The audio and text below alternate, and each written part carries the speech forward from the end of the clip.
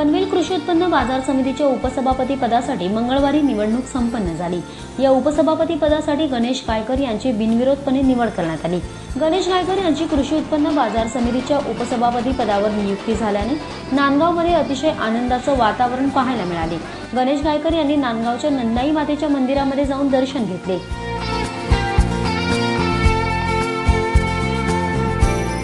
या प्रसंगी संपूर्ण गावात गणेश गायकर यांची विजयी रॅली काढण्यात आली।